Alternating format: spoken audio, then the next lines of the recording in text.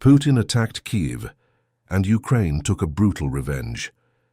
Examine these images carefully. While Putin launched the most devastating assault of the entire conflict against Ukraine, something extraordinary was unfolding 1,000 kilometers away, deep inside Russian territory itself. The nation's second-largest petrochemical complex erupted into a massive fireball, and this was merely the opening move in what would become an unprecedented campaign of retaliation. To comprehend how events reached this critical juncture, we must rewind 11 days to a catastrophic error that Russia should never have committed. At the port of Chornomorsk in the Odessa region, a vessel approached for docking, the Kyiv, a commercial ship transporting vehicles and heavy cargo. Flying under Panamanian flag, but owned by Turkish company Cenk Denizcilik, the vessel carried humanitarian aid and food supplies. This was a legitimate commercial operation with no military connections whatsoever. Then Russian missiles sliced through the sky. One struck the Kyiv directly after docking. The explosion was massive, with enormous flames consuming the bow and bridge sections. The crew evacuated under emergency conditions. Miraculously, no sailors perished, but the vessel suffered severe damage. Images spread rapidly across international media. A Turkish ship attacked by Russia during a completely peaceful commercial operation. Here lies the fundamental problem. Turkey is a NATO member and controls the Bosphorus Strait, the Black Sea's only exit. Until that moment, the Turks had maintained relative neutrality in the conflict. Putin had just obliterated that neutrality with a single missile strike. The Turkish Foreign Ministry responded harshly, denouncing the attack as a threat to international commerce viability and maritime security. 3 days later, Russia struck another Turkish vessel, the Viva, an oil tanker carrying sunflower oil. A Russian drone hit it in the grain corridor, providing further evidence that Russia was deliberately targeting Turkish assets. In Kyiv, President Zelensky observed these developments with keen interest.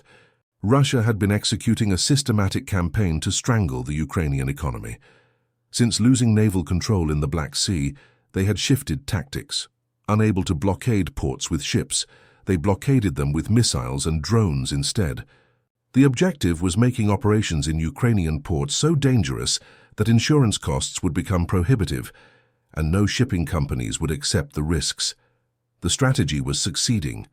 Ukraine's economy felt the impact almost immediately.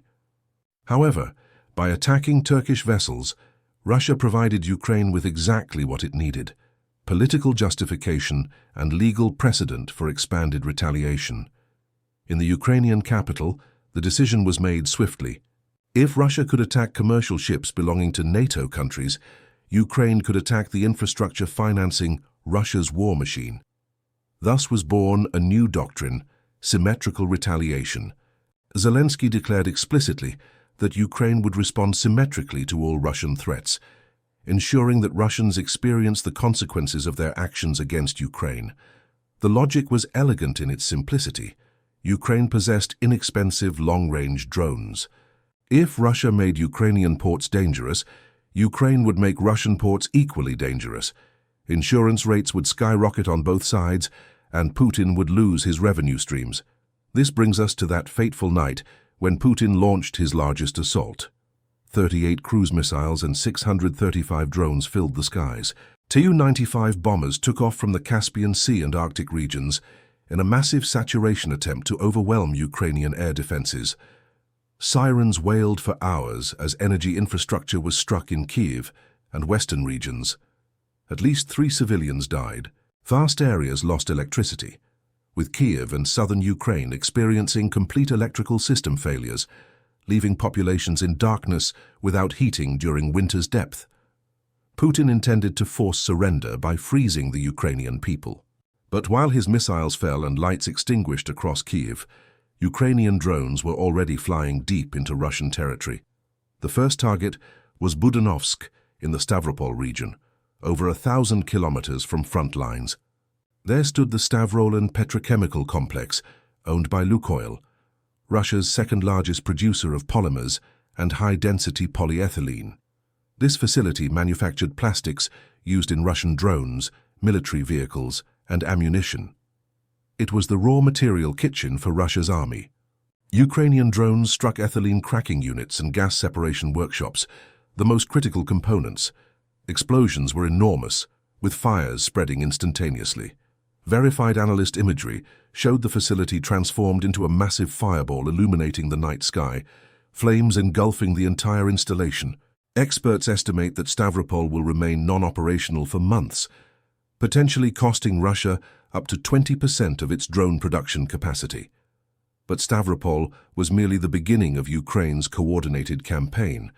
While Stavropol burned, another explosion illuminated the sky 500 kilometers south in the Krasnodar region, at the entrance to the Kerch Strait.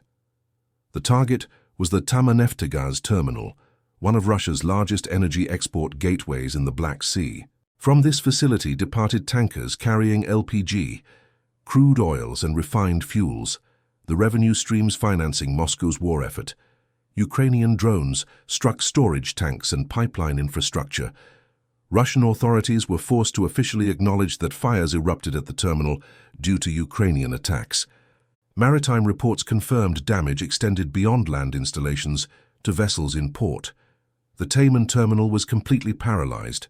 Insurance rates for Russian ships exploded upward, exactly mirroring what had happened to Ukrainian ports.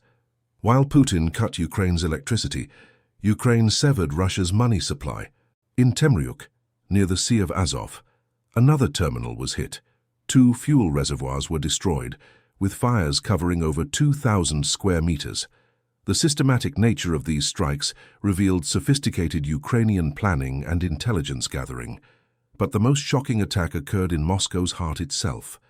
The previous day, a Russian general left his home in the morning, Fanil Savarov, Chief of Operational Training for the Russian General Staff. He entered his vehicle and turned the ignition. Then came the explosion. An improvised explosive device had been planted in the car. General Savarov died instantly. Ukrainian intelligence confirmed responsibility for the operation. Savarov had been responsible for training all Russian forces. His elimination not only removed an experienced commander, but disrupted the entire training system as Russia attempted to integrate hundreds of thousands of new recruits. This marked the third general assassinated in Moscow within a single year. Consider the implications. If a general staff officer isn't safe in Moscow, who is? Paranoia undoubtedly exploded within Kremlin circles. The campaign continued relentlessly. In the Perm region, deep inside Russia near Siberia, a fuel train was derailed and set ablaze. 9 tank cars were destroyed, and half a kilometer of Trans-Siberian railway tracks were severed. This railway system is crucial for transporting tanks, ammunition and fuel from Ural factories to front lines. Resistance groups like the Freedom of Russia Legion claimed responsibility for the sabotage operation. The cumulative effect appeared on the streets. In occupied Crimea, in Yalta and Sevastopol, kilometer-long queues formed at gas stations. Rationing limited customers to 20 liters each, and sometimes stations ran completely dry. This represented civil collapse scenarios in a peninsula Putin had promised to transform into paradise. Connecting all these events reveals a clear picture. Within 48 hours, Ukraine executed a coordinated campaign of unprecedented scope. First, they assassinated a general in Moscow's heart. Then, while Putin launched his massive assault, Ukraine simultaneously struck Stavropol 1,000 kilometers from the border, Taman in the Black Sea, Temryuk in the Sea of Azov, and sabotaged trains in the Perm region. Putin failed to prevent any of these attacks, exposing fundamental weaknesses in Russian defensive capabilities. The truth is that Russia now faces a critical problem, a problem of scale. Russian air defense systems like S-300, S-400, and Panzer are advanced and effective, but insufficient in number, protecting thousands of kilometers of front lines, plus Moscow, plus all strategic factories and ports would require thousands of systems. Russia possesses hundreds. This represents the classic blanket too short problem. Cover your head, and your feet are exposed. Putin covered Moscow and front lines, leaving everything else vulnerable. All this unfolded while diplomatic representatives met in Miami, attempting peace negotiations. The proposed plan was simple: Create an eastern Ukrainian zone where neither side would deploy soldiers or weapons, a neutral buffer zone to freeze the conflict at current positions. Zelensky indicated willingness to discuss terms, but Putin refused. Russia demanded Ukraine abandon entire regions that Russia doesn't even completely control. The massive assault was Putin's attempt to force Zelensky to negotiate from a position of weakness. He never anticipated that Ukraine's response would come that very night, demonstrating that Ukraine would not negotiate from weakness and that Russians would also feel the war's consequences. The message Ukraine sent was unmistakable. We will not negotiate from a position of weakness, and you will experience this war's consequences directly within your own territory. This marked a fundamental shift in the conflict's dynamic, transforming it from a localized engagement to a war that would reach every corner of Russian territory. For years, the conflict had remained contained within Ukrainian borders. Russia's rear areas enjoyed complete safety. Moscow remained peaceful. Factories operated normally, money flowed freely, and life continued as usual. Putin had successfully sold this narrative to his population. The war is distant and doesn't affect you personally. But this coordinated Ukrainian offensive shattered that comfortable illusion entirely. Ukraine proved three devastating points that would reshape the entire conflict. First, they demonstrated the capability to strike anywhere within Russian territory. No rear area was safe from retaliation. Second, they could select targets that inflicted maximum economic and military damage: drone factories, oil ports, and military railways. Third, Russia could not defend against such attacks due to its enormous size and insufficient defensive systems. The illusion of secure rear areas was consumed by Stavropol's flames, submerged in Taman's waters, and exploded on Moscow's streets. The war Putin initiated had finally returned home, and it would never leave again. The strategic implications of this Ukrainian campaign extend far beyond immediate tactical successes. By demonstrating the ability to strike critical infrastructure deep inside Russia, Ukraine effectively expanded the battlefield to encompass the entire Russian Federation. No longer could Russian citizens maintain the psychological distance from conflict that Putin's propaganda had carefully cultivated. The economic ramifications proved equally devastating. The Stavropol facility's destruction disrupted supply chains for Russian military equipment production. The Taman terminal's paralysis reduced energy export revenues that Moscow desperately needed to finance continued military operations. The Trans-Siberian Railway sabotage interrupted the movement of military supplies from production centers to front lines. Most significantly, the Moscow assassination sent shockwaves throughout Russia's military hierarchy. If the General Staff couldn't protect its own officers in the capital city, how could they protect anyone else? This psychological impact potentially outweighed the tactical loss of Savarov himself, spreading fear and paranoia throughout Russian command structures. The coordination required for simultaneous strikes across such vast distances revealed sophisticated Ukrainian intelligence capabilities and operational planning. These weren't random attacks of opportunity. They represented carefully planned operations targeting Russia's most vulnerable strategic assets. The fuel shortages in occupied Crimea provided visible evidence of the campaign's success. Long queues at gas stations demonstrated how quickly Ukrainian strikes could disrupt civilian life in territories Russia claimed to control. The 20-liter rationing limits revealed the immediate impact on Russian logistics networks. International observers noted the precise timing of these operations. By conducting the major strikes during Putin's largest assault on Ukrainian cities, Ukraine demonstrated both capability and restraint. They could have targeted civilian infrastructure, but focused exclusively on military and economic targets. The Turkish vessel incidents that preceded this campaign proved crucial in establishing international legal justification for expanded Ukrainian retaliation. Russia's attacks on NATO member vessels provided precedent for Ukrainian strikes against Russian commercial and military infrastructure. Putin's miscalculation in attacking Turkish ships revealed fundamental strategic short-sightedness. By expanding the conflict to include NATO member assets, he inadvertently provided Ukraine with international legal cover for reciprocal attacks on Russian territory. The Russian defense establishment's failure to anticipate or prevent these strikes exposed critical gaps in situational awareness and defensive planning.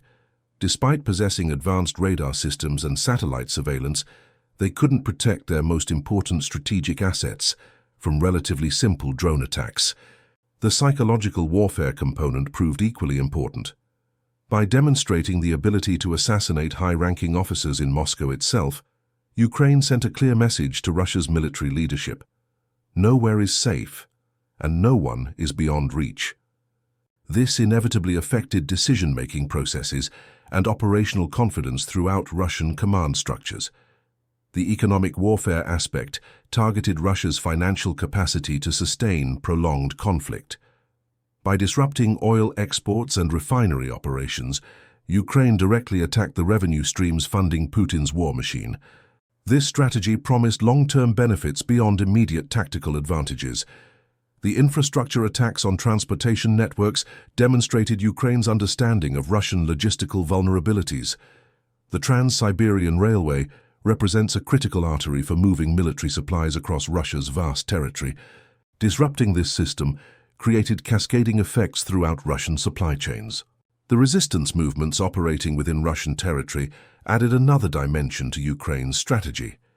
Groups like the Freedom of Russia Legion provided plausible deniability while conducting sabotage operations that would have been difficult for Ukrainian forces to execute directly.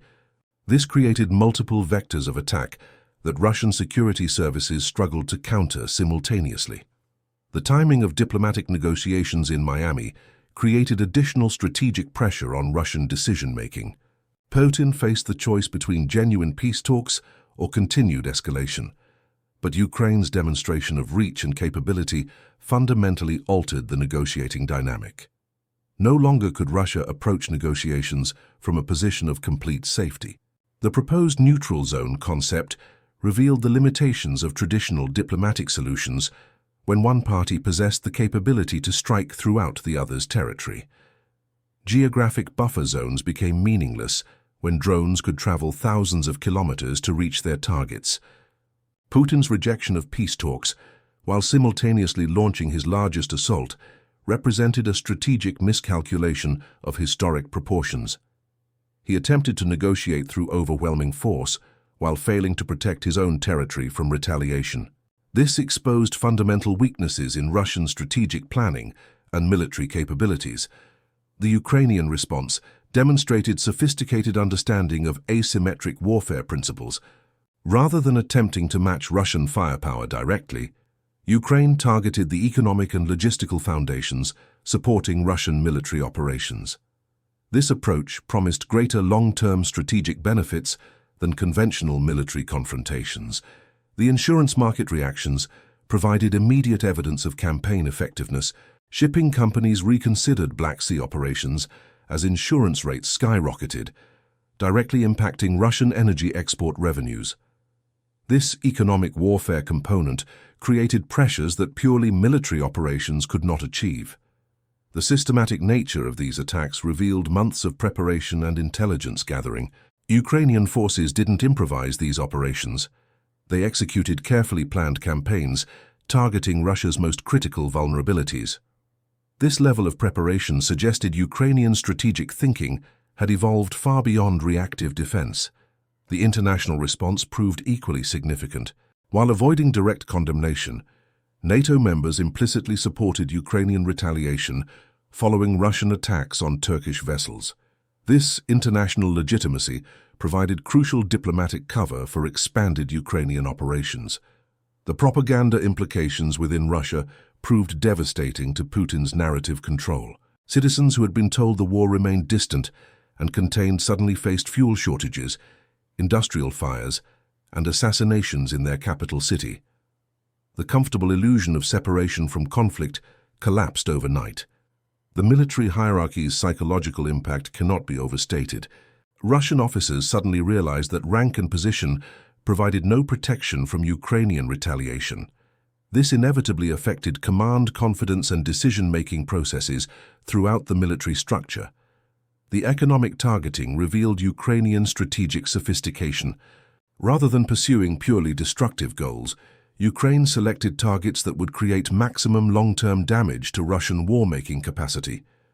Petrochemical facilities, energy terminals, and transportation networks represented the arteries of Russian military power.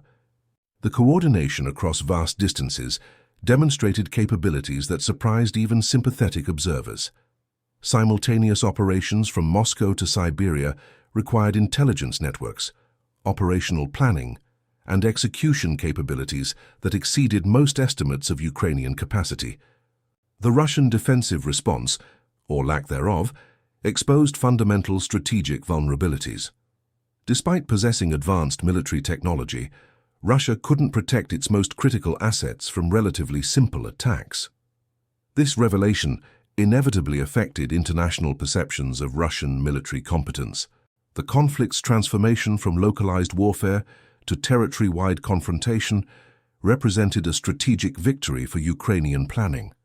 By expanding the battlefield to encompass all of Russia, Ukraine negated many advantages that Russian size and depth traditionally provided. The precedent established by this campaign promised continued pressure on Russian strategic assets. Having demonstrated both capability and will to strike throughout Russian territory, Ukraine created ongoing uncertainty that would affect Russian planning indefinitely. Putin's promise of a distant war that wouldn't affect ordinary Russians lay in ruins alongside the Stavropol facility.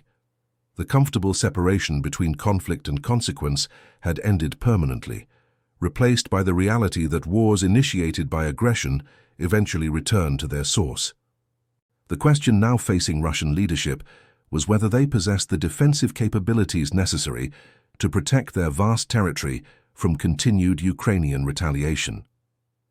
The evidence suggested they did not, creating a strategic dilemma that traditional military thinking couldn't resolve. Ukraine had successfully transformed the conflict from a war of territorial occupation to a comprehensive confrontation that would test Russian society's willingness to continue supporting Putin's imperial ambitions. The war that began with Russian aggression had finally come home to roost, and its consequences would reshape both nations for years to come.